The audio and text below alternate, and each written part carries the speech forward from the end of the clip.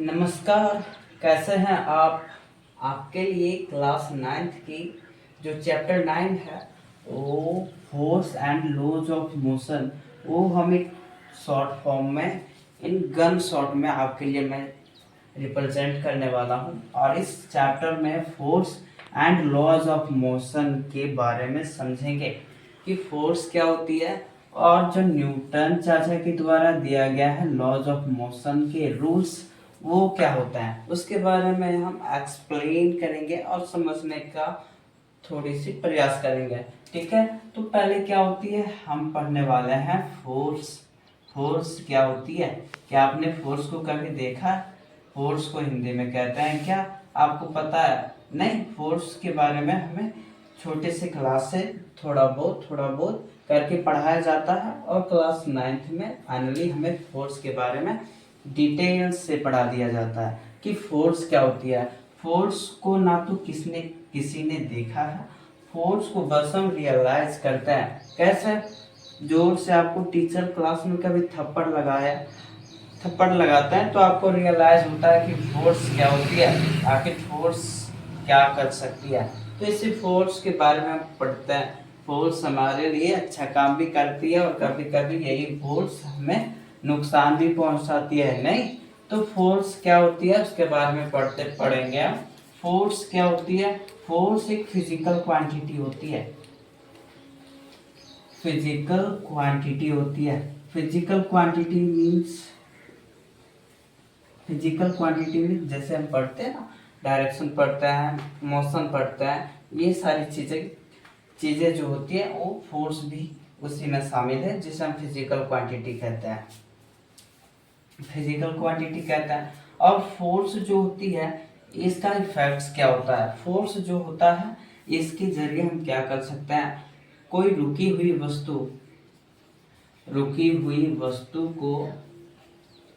वस्तु को हम मोशन में ला सकते हैं। राइट, रुकी हुई जो वस्तु होती है उसे हम मोशन में ला सकते हैं।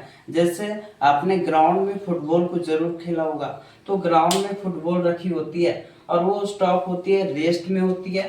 वो फुटबॉल जो होती है वो रेस्ट में होती है, और जब आप उसको जोर से किक लगाते हो, नहीं, तब जब आपको उसको जोर से किक लगाते हो तो फुटबॉल किस में आ जाती है, वो मोशन में आ जाती है।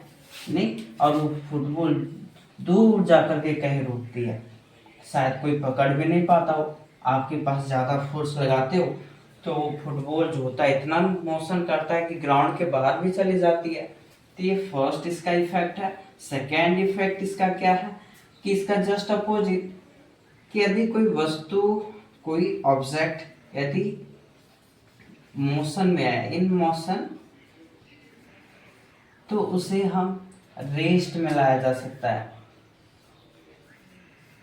कोई ऑब्जेक्ट यदि मोशन कर रहा हो तो उसे फोर्स की हेल्प से उसे हम रेस्ट पोजीशन में उसको ला सकते हैं। जैसे कोई आप जब क्रिकेट खेलते हो तब कोई एक प्लेयर जो बैट्समैन होता है वो छक्के या फिर चौके लगाने का हिट करता है, प्रयास करता है, तो हम क्या करते हैं, अपने हाथों से उस बॉल को धीमे से कैच पकड़ लेते हैं। नहीं, तो इससे कि हमने क्या सीखा कि कोई ऑब्जेक्ट जो मोशन में होती है उसे हम क्या करते हैं, रेस्ट पोजीशन में ला देते हैं, कुछ फोर्स लगा करके। हमें फोर्स लगाना पड़ती है कि नहीं, कि जब क्रिकेट जो बैट्समैन होता है वो हिट करता है बॉल को, राइट, और वो जब बॉल हमारी ओर आती है तो हम उसे हाथ से कैच ले लेता है, नहीं, होल्ड कर लेता है। तो कोई जो मोशन की ऑब्जेक्ट है उसे हम रेस्ट में ला सकता है, रेस्ट में लाया जा सकता है। अब जैसे दूसरा और इससे रिलेटेड एग्जांपल लो, जैसे कोई ऑब्जेक्ट जो साइकिल होती है उसमें तो कम फोर्स लगाया जाता है, और उससे फोर्स जब आपके दोस्त आपको आपकी ओर साइकिल चलाते हुए आ रहा है और यदि आप ज्यादा ताकतवर हैं, आपके पास 200 न्यूटन का फोर्स है, तो आप क्या करते हो, उसको पीछे से पकड़ करके या फिर आगे से पकड़ करके उसे आप तुरंत रोक लेते हो। नहीं, क्योंकि आपका जो दोस्त है वो दुबला पतला, उसके पास ज्यादा फोर्स नहीं है, मान लेते हैं उसके पास 10 न्यूटन है, और एक आप मोटा मोटा सा, आप ताकतवर सा, और आपके पास 100 न्यूटन का फोर्स है, नहीं, 10 गुना आपके पास फोर्स है, तो आप क्या करते हो, उसको तुरंत एक ही हाथ से आप रोक लेते हो, जा अब जो ऑब्जेक्ट मोशन में है उसे हम रेस्ट में लाया जा सकता है फोर्स की हेल्प से। अब थर्ड इसका इफेक्ट क्या है, यदि कोई ऑब्जेक्ट मोशन में है या फिर मूविंग कर रही हो, मतलब वो गतिशील में है, कोई ऑब्जेक्ट गतिशील में है, तो उसको हम क्या कर सकते हैं, उसका हम डायरेक्शन चेंज कर सकते हैं कि नहीं, राइट।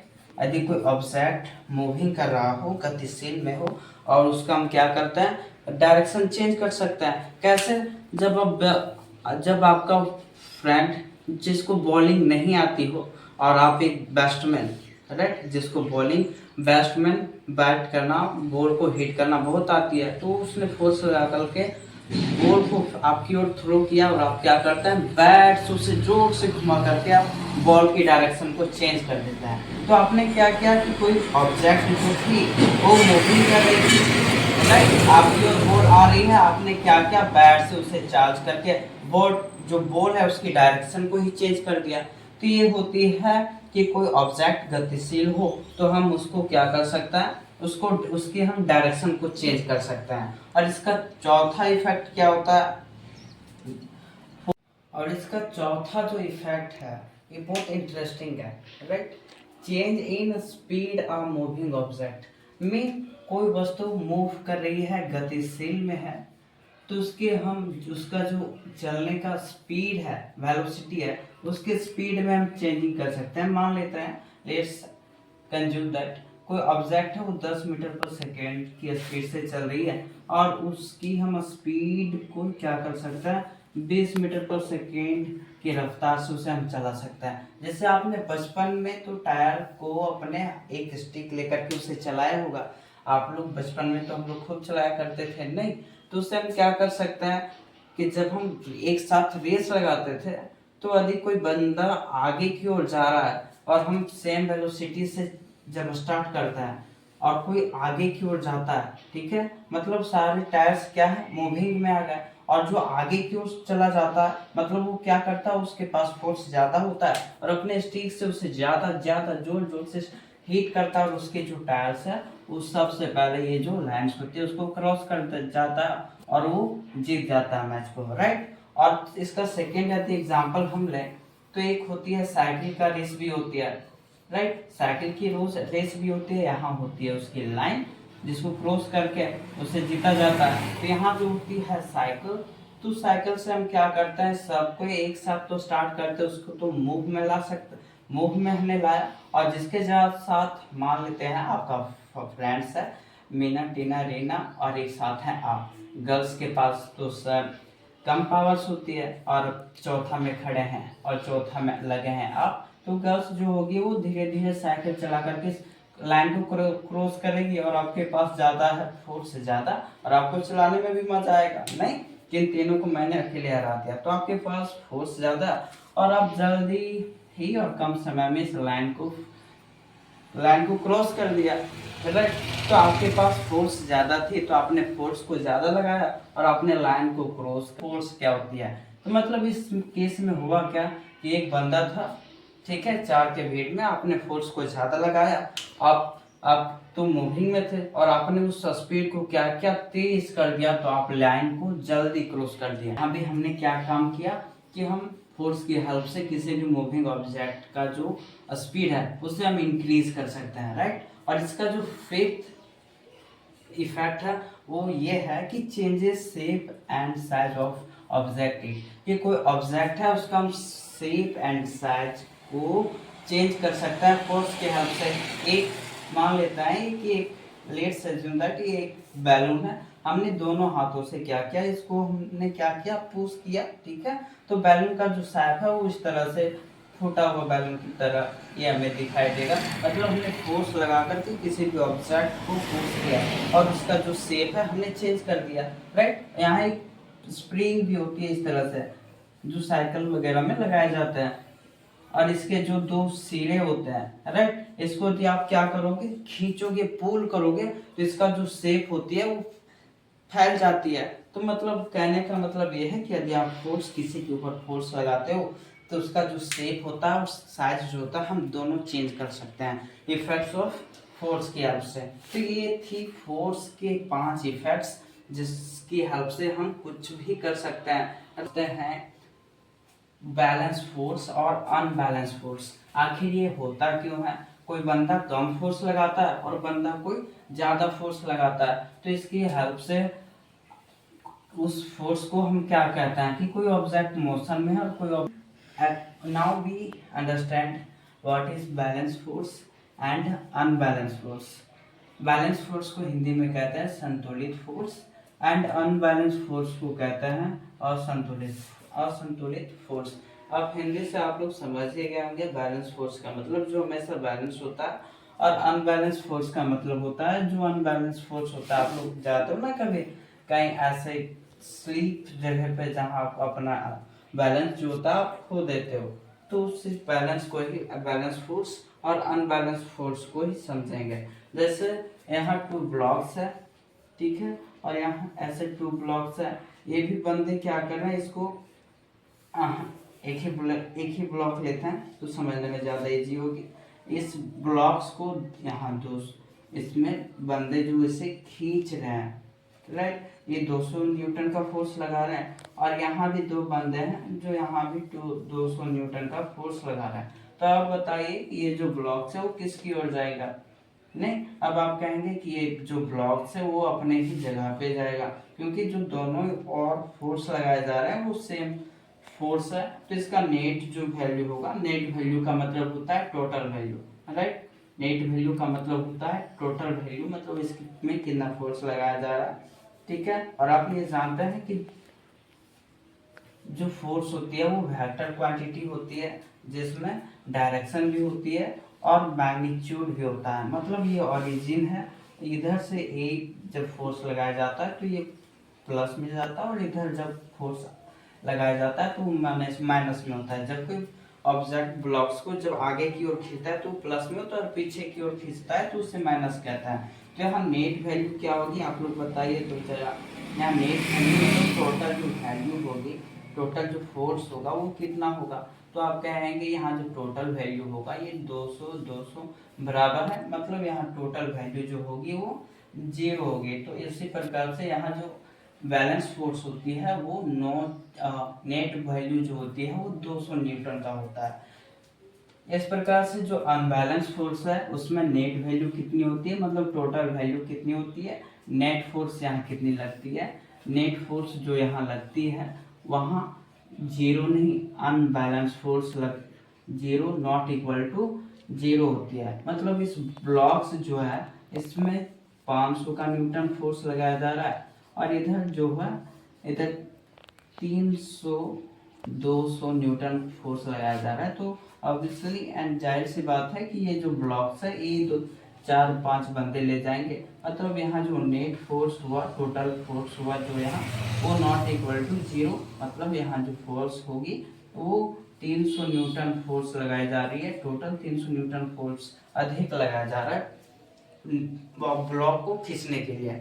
और इसमें क्या होता है, नो चेंज इन स्पीड। यदि फोर्स ही नहीं लगाया जा रहा है तो उसका स्पीड कैसे चेंज होगी? आप सोच करके देखिए, जब ये कोई बॉल्स 10 मीटर पर सेकेंड की 10 मीटर पर सेकेंड की से आ रही है और इसमें 10 न्यूटन का फोर्स लगाया जा रहा है, ठीक है, और यहाँ कोई बंदा है जो इसके बैट से इसे 10 मीटर पर इसे मतलब ये जो बंदा है ये क्या करता है 10 न्यूटन का फोर्स से ये भी लगाता है, तो जो बॉल है वो क्या करेगी, यहीं से टकरा करके इसे बीच में रह जाएगी, ना तो ये बाउंड्री के बाहर जाएगी और ना ये किसी अलग डायरेक्शन में जाएगी। तो यहाँ फोर्स ही नहीं लग रहा है तो स्पीड में चेंज कैसे होगी? और उसी प्रकार से no change in direction, right. ये डायरेक्शन जैसे ही बैट्समैन बॉल को हिट ही नहीं कर पा रहा तो इसमें डायरेक्शन चेंज कैसे होगी? और यहाँ देखिए चेंज इन स्पीड, जैसे चेंज इन स्पीड में होगी, जैसे नेट फोर्स क्या होती है इसमें नॉट इक्वल टू 0 होती है। तो यदि कोई बॉलर जो होती है वो 10 न्यूटन की फोर्स से थ्रो कर रहा है और जो बैट्समैन होती है वो क्या करती है 100 न्यूटन की फोर्स से वो क्या करती है फोर्स लगाती है, ठीक है। तो जाहिर सी बात है वो बॉल जो होगी वो बाउंड्री लाइन के बाहर आएगी, तो मतलब यहाँ स्पीड में चेंज होगी, चेंज इन डायरेक्शन में भी चेंज होगा। और ये जो ब्लॉक्स होती है और ये जो फोर्स लगाया जाता है दोनों साइड की ओर से, ये अपोजिट डायरेक्शन में लगाया जाता है। जैसे इस बंदे ने क्या किया है, अपनी ओर खींच रहा है, और ये जो क्या कर रहा है, अपनी ओर खींच रहा है, मतलब इसका जो होगा वो प्लस और इसका जो होगा वो माइनस की ओर खींच रहा है। तो इस प्रकार से जो ब्लॉक्स होते हैं, ब्लॉक्स जब इसमें फोर्स लगाया जाता है वो अपोजिट डायरेक्शन में लगाया जाता है, और यहाँ भी जो फोर्स लगाया जाता है वो अपोजिट डायरेक्शन में लगाया जाता है। तो बैलेंस फोर्स में क्या होता है, नेट वैल्यू जीरो होती है, मतलब टोटल वैल्यू जो होती है, टोटल फोर्स जो होती है, इसमें क्या होता है, जीरो होता है। No change in speed, force ही नहीं लगाया जाएगा तो स्पीड में कोई चेंजिंग नहीं आएगी। यहाँ भी डायरेक्शन में भी चेंजिंग नहीं आएगी। अपोजिट डायरेक्शन में चेंज, अपोजिट डायरेक्शन में क्या किया जा रहा है, फोर्स तो लगाया जा रहा है, अपोजिट इन डायरेक्शन फोर्स लगाया जा रहा है। यहाँ भी नॉट नेट फोर्स जो है वो नॉट इक्वल टू जीरो होगी, क्योंकि ये अनबैलेंस फोर्स है जिसमें नेट फोर्स जो होगी वो जीरो के बराबर नहीं होगी। इसमें फोर्स अधिक लगाया जा रहा है, इसलिए इसमें स्पीड में चेंजिंग आएगी, और इसमें क्या होगी, डायरेक्शन में भी चेंजिंग आएगी। और यहाँ भी जो होती है अपोजिट इन डायरेक्शन फोर्स, जो फोर्स है वो अलग अलग दिशाओं में लगाई जाती है। तो हम समझेंगे जो बैलेंस फोर्स होता है और अनबैलेंस फोर्स होता है वो अलग अलग होती है। बैलेंस फोर्स में कोई भी चीज चेंजिंग नहीं आती है, और अनबैलेंस फोर्स में सब कुछ चेंजिंग में आती है। ठीक है, अब हम समझेंगे Newton first law of motion. जो न्यूटन ने हमें थ्री लॉज ऑफ मोशन दिए हैं, उसमें फर्स्ट लॉ वेरी इंटरेस्टिंग है कि यदि कोई ऑब्जेक्ट रेस्ट में है तो रेस्ट में ही रहेगा जब तक कि उसमें बाह्य बल कार्य नहीं करेगा, मतलब जो होती है एक्सटर्नल फोर्स उस पर नहीं लगाया जाए। एक्सटर्नल फोर्स यदि क्या है, फर्स्ट लॉ क्या कहता है कि यदि कोई ऑब्जेक्ट रेस्ट में है तो हमेशा के लिए रेस्ट में ही रहेगा जब तक कि उस पर एक्सटर्नल फोर्स काम ना करे। ठीक है, मतलब उस ऑब्जेक्ट पर बाह्य बल काम ना करे, उस पर बाह्य बल ना लगाया जाए। तो क्या कहती है कि यदि कोई ऑब्जेक्ट रेस्ट में है तो हमेशा के लिए रेस्ट में ही रहेगा जब तक कि उस पर हम कार्य ना करें। जैसे कि एक चेयर है घर में पड़ी हुई है, तो यदि हम उसको यहाँ से वहाँ ना ले जाए तो हमेशा के लिए उसी पोजीशन पे पड़ा ही रहेगा। लेकिन ऐसा होता नहीं, हमें इसे जरूरत पड़ती है इसलिए हम यहाँ से वहाँ ले जाते हैं। लेकिन न्यूटन का फर्स्ट लॉ ये कहता है कि यदि कोई ऑब्जेक्ट रेस्ट में है तो हमेशा के लिए रेस्ट में ही रहेगा जब तक कि उसे बाह्य बल कार्य ना करे। राइट, अब सेकेंड लॉ, इसका जो और नियम क्या कहता है, पहला तो फर्स्ट लॉ ऑफ मोशन में ये है कि रेस्ट में है तो हमेशा के लिए रेस्ट में ही रहेगा जब तक कि उस पर एक्सटर्नल फोर्स ना काम करे। और फिर है कि यदि कोई ऑब्जेक्ट मोशन में है तो क्या होगा, हमेशा के लिए मोशन में ही रहेगा यदि कोई एक्सटर्नल फोर्स उस पर काम ना करे। एक्सटर्नल फोर्स उस पर जब तक काम ना करे, मान लेते हैं कोई ऑब्जेक्ट है वो उसको हमने मोशन में ला दिया तो हमेशा के लिए वो मोशन में ही रहेगा जब तक कि उस पर एक्सटर्नल फोर्स काम ना करे। राइट, लेकिन ऐसा होता नहीं है। अब इसको क्लियर होगा जब हम इसमें रियल वर्ल्ड की से तुलना करेंगे। जैसे इस पे मोशन नहीं होता नहीं है क्योंकि इस पे फ्रैक्शन फोर्स लग गया, फ्रिक्शन फोर्स इस पे लगता है, इसलिए कोई भी रहेगा जब तक उस पर बाह्य बल कार्य ना करे। जैसे कि यदि हम इस वर्ल्ड से बाहर निकल जाए, अर्थ से बाहर निकल जाए, तो वहां जब हम एक बॉल को थ्रो करते हैं तो बॉल हमेशा के लिए राउंड करता रहेगा, एक स्ट्रेट लाइन में काम करता रहेगा। जैसे कि ना तो एक मोशन में रहेगा यदि कोई ऑब्जेक्ट तो वो उसी डायरेक्शन में जाएगा जिस डायरेक्शन में हमने उसे फेंका है, मतलब वो स्ट्रेट लाइन में ही जाएगा हमेशा के लिए जब तक कि उसका हम क्या करें, जब तक कि हम उस पर का जो डायरेक्शन है हम चेंज ना करें तो उसी डायरेक्शन में ही चलता रहेगा जब तक कि उस पर एक्सटर्नल फोर्स ना लगाया जाए। और सपोज दैट हम वर्ल्ड के बाहर निकल गए, वहां जोर से एक पत्थर स्टोन या फिर बॉल को थ्रो किए एक डायरेक्शन में, तो वो उसी डायरेक्शन से चलती रहेगी जब तक कि वहाँ उसमें कोई एक्सटर्नल फोर्स लगाया जाए। लेकिन ऐसा होगा नहीं, क्योंकि जो अर्थ है उस पर ग्रेविटी होती है, उसे अपनी ओर खींच लेगी। ऐसा मान लो जहाँ ना तो सितारा है, ना तो अर्थ है, प्लानेट है, ना तो कोई चीज है, बस केवल कुछ नहीं है, ना तो वहाँ वैक्यूम है। बस हम क्या करते हैं, एक स्टोन को फेंकते हैं, वो स्टोन उसी डायरेक्शन में चलता रहेगा, चलता रहेगा, चलता रहेगा। ठीक है, अब हम समझते हैं। इसको अच्छे से समझने के लिए हम पढ़ेंगे फ्रैक्शन क्या होता है। फ्रैक्शन ऐसे ही आप क्लास में 9th में आपको ज़्यादा पढ़नी नहीं है, ठीक है, ये आपके सिलेबस में ज़्यादा नहीं है। लेकिन इस जो फर्स्ट लॉज ऑफ मोशन है, इसको अच्छे से इससे यदि हम कंपेयर करेंगे तो इसको आपसे ज़्यादा समझ में आएगी। फ्रिक्शन फोर्स, ये फ्रिक्शन फोर्स क्या होता है?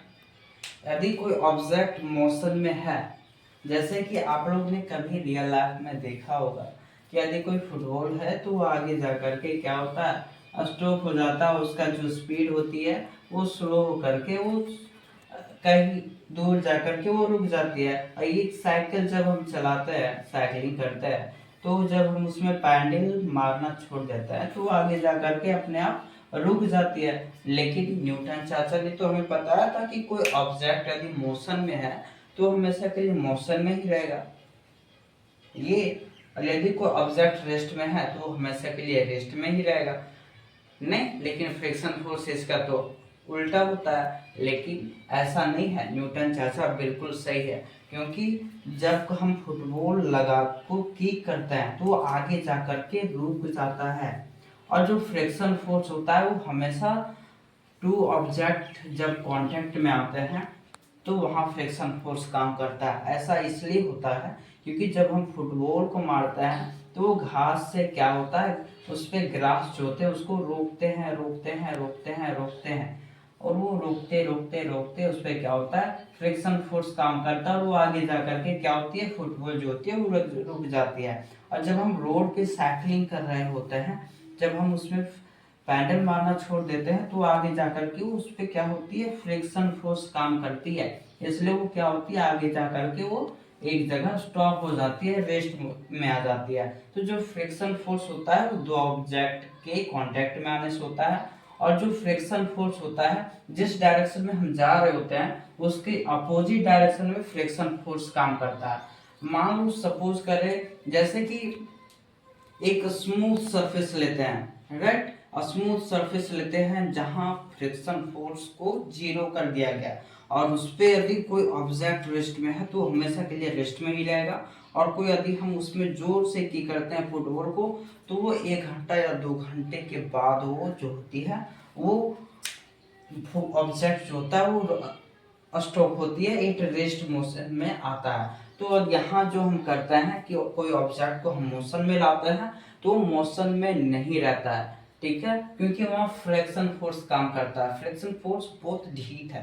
काश फ्रिक्शन फोर्स यहाँ नहीं होता तो हम साइकिलिंग बहुत आसानी से कर जाते, और हम क्या करते, बिना साइकिलिंग पैडल मारे हुए हम स्कूल तक पहुंच जाते। नहीं, तो फ्रिक्शन फोर्स क्या करता है, ये वर्क्स करता है अपोजिट डायरेक्शन में ऑफ एन ऑब्जेक्ट। जब हम ऑब्जेक्ट को ईस्ट से वेस्ट की ओर जाते हैं, तो जब ईस्ट से हम चल रहे होते हैं तो वेस्ट की तरफ से भी एक फोर्स काम करता है।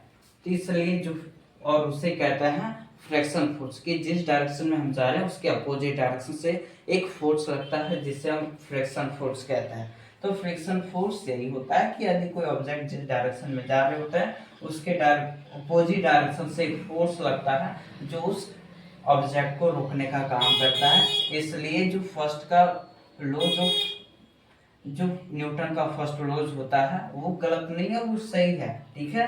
यहाँ यदि कोई ऑब्जेक्ट जो होता है वो टू ऑब्जेक्ट के कांटेक्ट में लगता है, इसलिए जो यदि कहीं भी हम ऑब्जेक्ट को करते हैं उसे रखते हैं, बड़ा ऑब्जेक्ट को मान लेते हैं, रख दिए, और जब हम उसको धकेलते हैं तो ज्यादा फोर्स की हमें जरूरत होती है, क्योंकि उसके अपोजिट में एक डायरेक्शन लगता है जिसे हम क्या कहते हैं, फ्रिक्शन फोर्स कहते हैं। इसलिए हमें क्या होता है, ज्यादा फोर्स की जरूरत होती है। और इसी ऑब्जेक्ट को यदि हम एक स्मूथ सरफेस पे रख देते हैं तो क्या होता है, हमें फोर्स को धकेलने में ईजी हो जाती है, आसानी होती है, क्योंकि वहाँ फ्रिक्शन फोर्स बहुत कम लगाया जाता है। इसलिए आप कहीं देखते होंगे जो फ्रिक्शन फोर्स को कम करने के लिए हम उसमें ग्रीस का यूज करते हैं, ग्रीस का यूज करते हैं या फिर ऑयल का यूज करते हैं और व्हीकल्स को यूज करते हैं, क्योंकि फ्रिक्शन फोर्स जो होता है, फ्रिक्शन फोर्स वो कम लगे और ऑब्जेक्ट को हम एक जगह से दूसरी जगह से आसानी से लग जाए। इसलिए एंड करते हैं नेक्स्ट चैप्टर में हम न्यूटन का सेकेंड लॉ और न्यूटन का जो थर्ड लॉ होता है उसके बारे में हम डिटेल से जानेंगे। और इसमें एक और टॉपिक छूट रही है जिसको हम मोमेंट कहते हैं। वैसे ऑब्वियसली आपको जब तक तब तक के लिए बाय बाय टाटा, और मिलेंगे हम नेक्स्ट पार्ट 2 हम आपके लिए जल्दी लेके आएंगे। और इस वीडियो से आपको एक चीज भी सीखने को मिली तो आपका हम कृतज्ञ आभार ग्रेटिट्यूड रहेंगे। ठीक है, और आपने जय भारत।